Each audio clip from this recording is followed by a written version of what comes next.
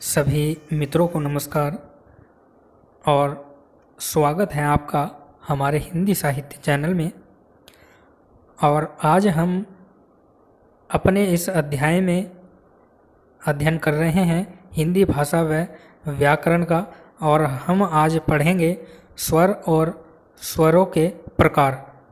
तो आइए अपने अध्याय को शुरू करते हैं और स्वर और स्वरों के प्रकार के बारे में जानते हैं। स्वर और स्वरों के प्रकार। तो स्वर जो है वह वर्ण जो स्वतंत्र रूप से बोले जाते हैं। पिछली वीडियो में हमने स्वतंत्र और अस्वतंत्र के बारे में चर्चा की थी, और इस वीडियो में हम पूरी जानकारी प्राप्त करेंगे। ठीक है, तो वह वर्ण जो स्वतंत्र रूप से बोले जाते हैं, अर्थात वह वर्ण जिनको बोलने में हमें किसी और वर्ण की आवश्यकता नहीं होती, वह वर्ण क्या कहलाते हैं? स्वर कहलाते हैं। तो यह आपको याद रखना है कि वह वर्ण जो स्वतंत्र होते हैं, अर्थात जिनको बोलने के लिए हमें किसी और वर्ण की आवश्यकता नहीं होती, वह वर्ण क्या कहलाते हैं? स्वर कहलाते हैं। तो स्वरों की संख्या जो है वो 11 होती है। यह आपको याद रखना है। कौन कौन से 11 हैं? तो अ, आ, ई, उ, ऊ, री, ए, आई, ओ, औ। तो ये 11 स्वर हैं। ठीक है, इनको याद रखना है आपको। ठीक है, चलिए आगे चलते हैं, अगले बिंदु में और जानकारी प्राप्त करते हैं। ठीक है, अब हमको पता चल चुका है कि स्वरों की संख्या कितनी है? 11 है। और स्वर जो है वो स्वतंत्र होते हैं, उनको बोलने के लिए हमें किसी और वर्ण की आवश्यकता नहीं होती। ठीक है, अब हम स्वरों के प्रकार के बारे में चर्चा करेंगे। ठीक है, तो मात्रा या उच्चारण में लगने वाले समय के आधार पर स्वरों के 3 प्रकार होते हैं। ठीक है, कौन कौन से 3 प्रकार हैं? तो ह्रस्व स्वर, दीर्घ स्वर और प्लुत स्वर। तो 3 प्रकार के स्वर हैं। पहला ह्रस्व स्वर, तो लघु, छोटा, एक मात्रिक। यानी जो ह्रस्व स्वर है उसको हम लघु, छोटा या एक मात्रिक, अर्थात जिनको बोलने में कम समय लगता है, और उनको ह्रस्व स्वर कहते हैं। और इनकी संख्या मित्रों 4 होती है। ठीक है, इनकी एक मात्रा होती है, यह भी आपको याद रखना है। जैसे वो 4 कौन कौन से हैं ह्रस्व स्वर? तो अ, ई, उ और री। इनका संकेत आपके सामने दिख रहा है, तो यह इनका संकेत होता है एक मात्रा। ठीक है, फिर इसके बाद आता है दूसरा दीर्घ स्वर।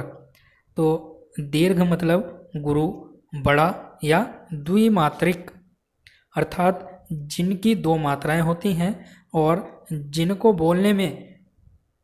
बोलने में ज़्यादा समय लगता है, उनको क्या है? वो दीर्घ स्वर कहा जाता है, और इनको संधि स्वर के नाम से भी जाना जाता है। यह भी आपको याद रखना है। इनकी संख्या 7 होती है। ठीक है, तो कौन कौन से? आ, ई, उ, ए, ऐ, ओ, औ। ठीक है, इनका संकेत क्या है? तो 2 मात्राओं वाला इनका संकेत होता है। चलिए आगे चलते हैं।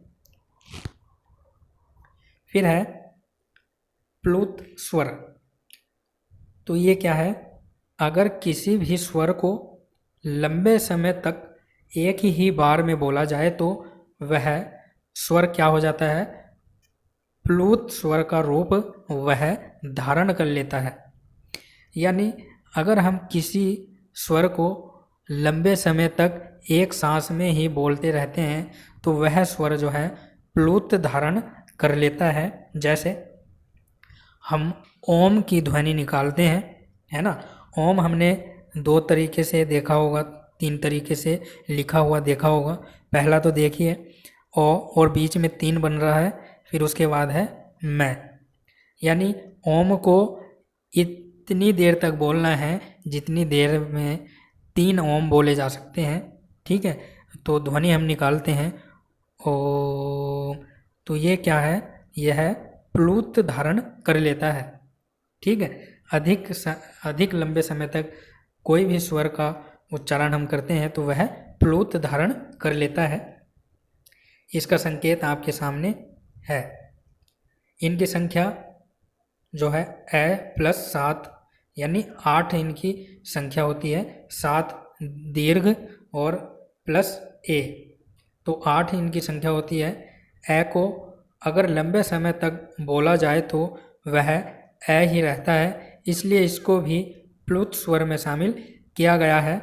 अगर हम अन्य स्वर का उच्चारण करते हैं तो वह अपने बाद वाले स्वर में परिवर्तित हो जाता है। अब कैसे होगा यह मैं अभी बताता हूँ। देखो, जैसे हम ई बोलते हैं तो वह क्या है, बड़ी ई में परिवर्तित हो जाती है। ऊ बोलते हैं तो वह कुछ देर बाद बड़े ऊ की आवाज़ निकालता है। इसलिए ही जो है सभी स्वर अपने बाद वाले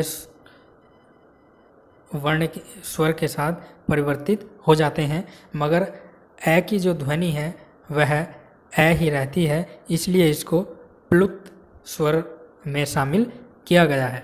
ठीक है, आप इसकी प्रैक्टिस करके देख लेना। ठीक है, और अच्छे से समझ आ जाएगा, है ना। एक बार आप सभी को अपने मुख से बोल कर देखना। चलिए आगे चलते हैं। अब हम ओष्ठ आकृति के आधार पर स्वरों का विभाजन करेंगे। तो ओष्ठ आकृति के आधार पर स्वरों को 2 भागों में विभाजित किया गया है।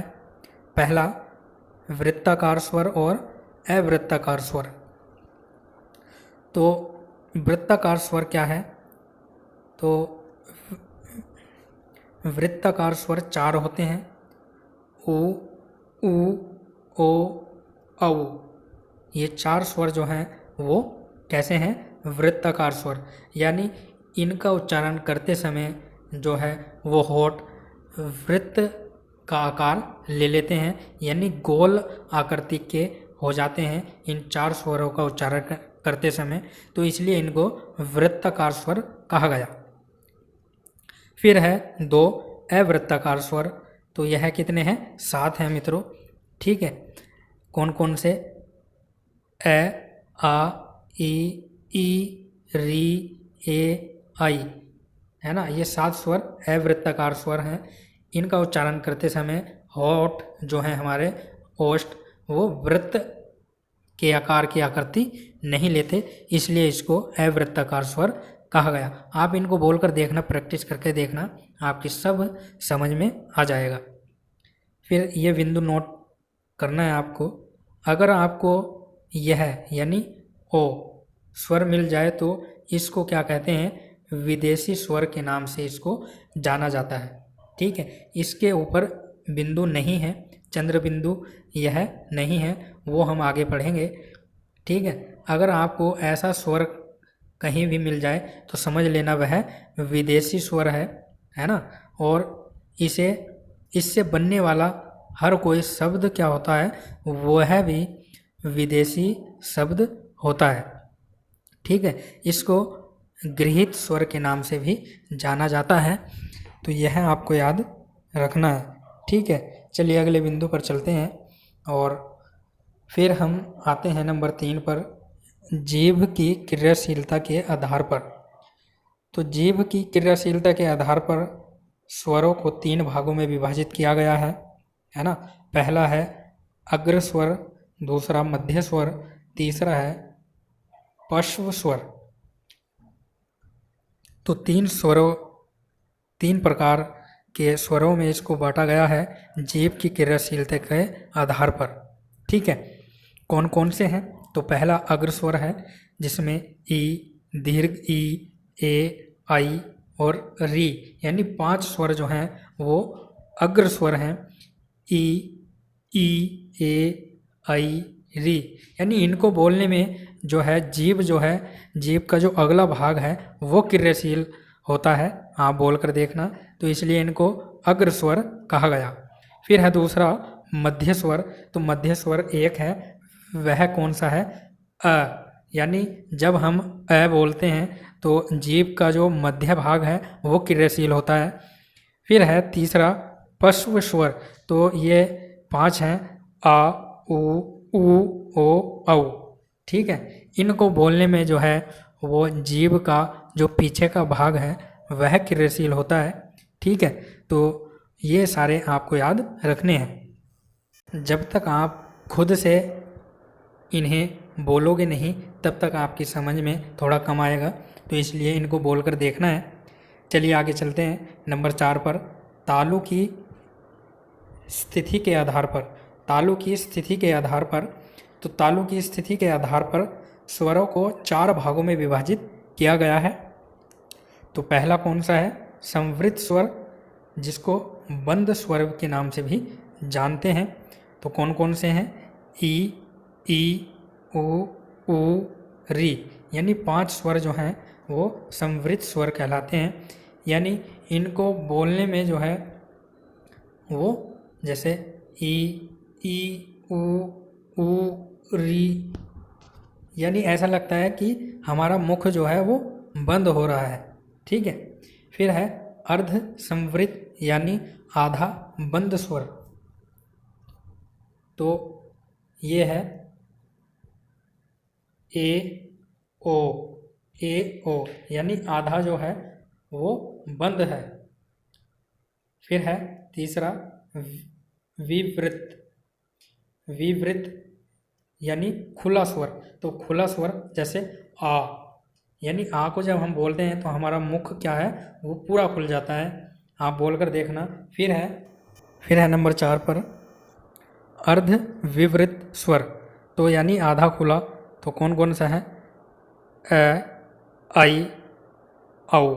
यानी इनको बोलते समय, इनका उच्चारण करते समय हमारा मुख जो है वो आधा खुलता है, तो इसलिए इनको अर्ध विवृत स्वर भी कहते हैं। तो यह भी आपको याद रखना है। अब लास्ट है अनुनासिकता के आधार पर। तो अनुनासिकता के आधार पर जो है वो स्वरों को 2 भागों में विभाजित किया गया है। पहला निर्नुनासिक स्वर और दूसरा है अनुनासिक स्वर। तो पहला निर्नुनासिक स्वर, तो जिन स्वरों के ऊपर चंद्र बिंदु नहीं लगा होता उन्हें निर्नुनासिक स्वर कहते हैं। जैसे ए, आ, ई आदि स्वर जो हैं, यानी जिनके ऊपर चंद्र बिंदु नहीं है उनको क्या कहते हैं? निर्नुनासिक स्वर कहते हैं। फिर है नंबर दूसरा अनुनासिक स्वर। तो अगर किसी स्वर के ऊपर चंद्र बिंदु लगा दी जाए तो वह स्वर क्या कहलाता है? अनुनासिक स्वर कहलाता है या अनुनासिक स्वर बन जाता है। जैसे ओ, यह केवल इसी स्वर पर लगाई जा सकती है। यानी जैसा मेरा अनुमान है कि अनुनासिक स्वर जो है वो एक ही है ना, वह है आ। यानी चंद्र बिंदु इसी के ऊपर लगाई जा सकती है। अब आप कहोगे जैसे कांच है ना, 5 है, तो इनके ऊपर चंद्र बिंदु क्यों होती है? तो मैं बता दूं। जैसे कांच है ना, मान लीजिए कांच है, तो का में आ जुड़ा हुआ है, जो कै है उसमें आ जुड़ा हुआ है, और वह जो चंद्र बिंदु है वह आ पर ही लगी हुई है। कांच, तो आ रहा है। ऐसे ही 5, तो पै पर वह चंद्र बिंदु नहीं है, वह किस पर है? आ पर। जैसे 5 है ना, तो यह आपको याद रखना है। ठीक है, और आप प्रैक्टिस करना है ना, गहन चिंतन करना, और आपकी सभी समझ में आएगा। फिर जाति के आधार पर हमने स्वरों को विभाजित किया। तो जाति के आधार पर जो है वो स्वरों को 2 भागों में विभाजित किया गया है। पहला है सजातीय स्वर और दूसरा विजातीय स्वर। तो पहला जो स्वर है सजातीय स्वर, तो जैसे ए, आ, ई, ऊ, ओ, औ, ए, ऐ, है ना। तो ये क्या है, सजातीय स्वर है ना। जैसे ई बड़ी, ऊ छोटा ऊ, ओ, औ, ए, ऐ, है ना। तो ये एक जैसे स्वर हैं, बड़े छोटे, है ना। तो ये क्या है, सजातीय स्वर हैं, एक ही जाति के समान स्वर हैं, तो इनको क्या कहा गया, सजातीय स्वर। फिर नंबर 2 पर आते हैं विजातीय स्वर। तो जैसे ए, ई, ऊ, ई, री, आ, ऊ आदि, है ना। तो ये क्या है, ये अलग अलग स्वर हैं, यह एक जाति के हमको नहीं लगते, है ना। ऊपर के और नीचे के दोनों को आप देखना ध्यान से, तो आपकी समझ में आ जाएगा सजातीय स्वर और विजातीय स्वर। ठीक है, तो हम अपनी वीडियो को यहीं विराम देते हैं, अपने अध्याय को यहीं विराम देते हैं, है ना। और आपसे अनुरोध करते हैं कि अगर आपने हमारे चैनल को सब्सक्राइब नहीं किया तो हमारे चैनल को सब्सक्राइब कर दें, वीडियो को लाइक व शेयर कर दें। फिर मिलेंगे अगले अध्याय में, तब तक के लिए नमस्कार मित्रों, बहुत बहुत